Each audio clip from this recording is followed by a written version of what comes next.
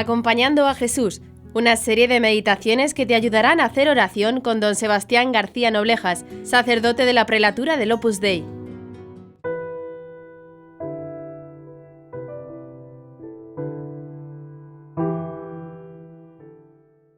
Poco después del martirio del Bautista, los apóstoles regresan de su primera misión.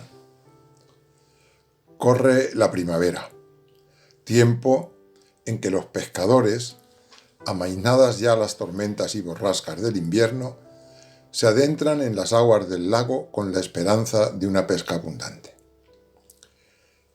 Pedro y sus compañeros, pescadores de almas, desde que Jesús les llamó, regresan de las fatigas y ajetreos de su labor por pueblos y aldeas. Les mueve el deseo de estar junto a su Maestro y confiarle los resultados de su incipiente apostolado, pues, como recoge San Marcos, reunidos los apóstoles con Jesús, le contaron todo lo que habían hecho y enseñado. La conversación con el Maestro es su mejor descanso. Allí, junto a las aguas tranquilas del lago, pueden abrir confiadamente su alma y descubrir a Cristo las alegrías y perplejidades que se han llevado en su corazón durante los días de siembra. Es inmenso el cariño con que Jesús recibe a los apóstoles, que alegres después de su primera misión, querían comentar con él las primicias de su apostolado. Pero la muchedumbre hace difícil esos momentos de intimidad. Por eso el Señor les invita: venid vosotros solos a un lugar apartado y descansad un poco.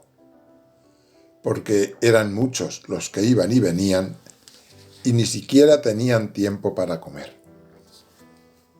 Se marcharon pues en la barca a un lugar apartado ellos solos. Jesús busca unos momentos de tranquilidad para hablar con sus discípulos, y para eso se dirigen hacia una ciudad llamada Betsaida.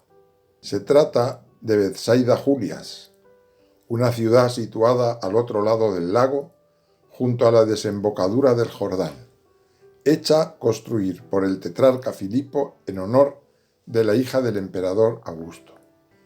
La extremidad sudeste de la llanura en la que se alzaba y los montes adyacentes no estaban habitados, por lo que se prestaba muy bien para los deseos del Señor. Jesucristo conoce bien a sus apóstoles, con sus defectos y virtudes, y sabe cuán necesitados están de atención y cariño. No es seguramente la primera vez en estos años los ha reunido en torno suyo en un lugar tranquilo. Allí puede hablar personalmente con cada uno de ellos para formarles con ternura maternal y la energía de quien tiene autoridad, según hacía falta, e ir puliendo y acrisolando sus espíritus toscos y poco sensibilizados para las realidades celestiales.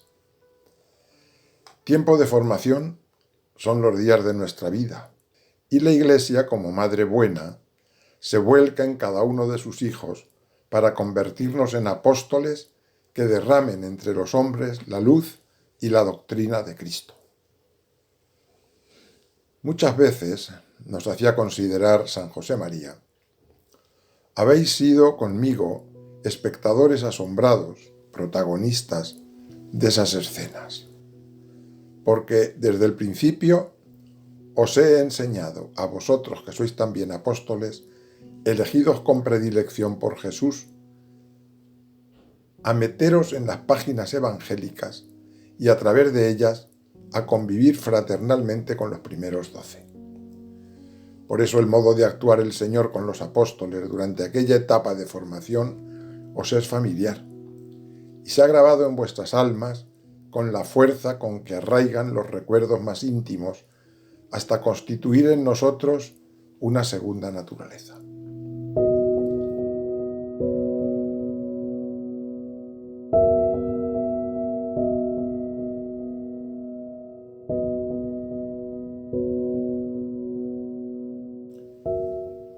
No necesito muchas palabras, continuaba, para evocaros el detalle con que Jesús desmenuzaba a los 12 el sentido más profundo de sus parábolas, el cuidado con que rectificaba la reacción demasiado humana con que acogían las primicias de su siembra apostólica, la constancia con que repetía las mismas enseñanzas, la fortaleza con que corregía sus ambiciones y su visión chata del reino de Dios, la delicadeza con que para animarles solicitaba su pequeña colaboración a la hora de realizar los grandes milagros, o la ternura con que se preocupaba de su descanso.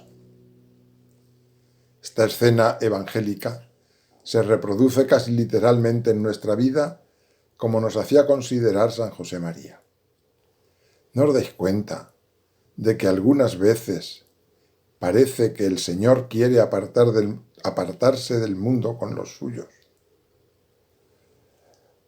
Como hacemos nosotros en la vida en familia, en los cursos anuales, con los retiros, con los cursos de retiro, buscando esos benditos refugios que hay en la obra.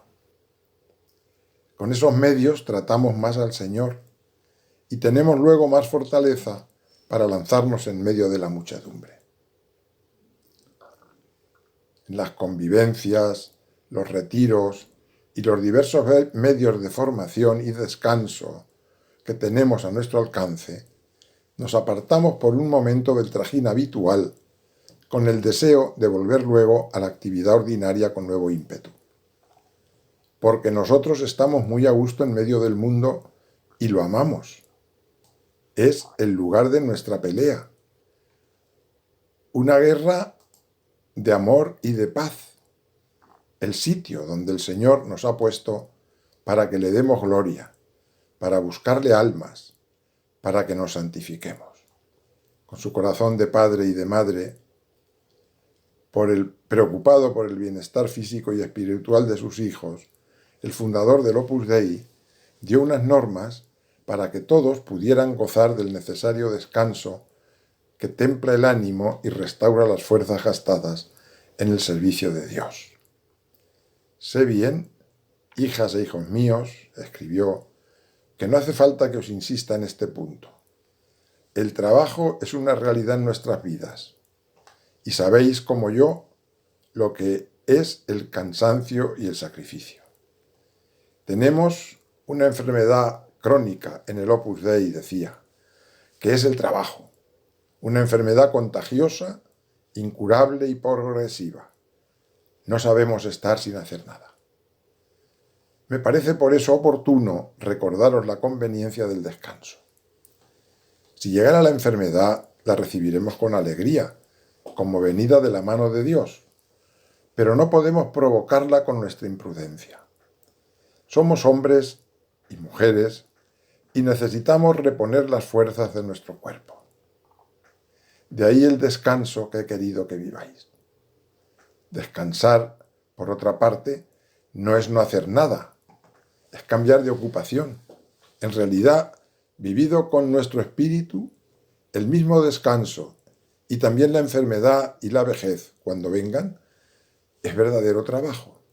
Se descansa para continuar trabajando. Nos santificamos en él, en ese descanso.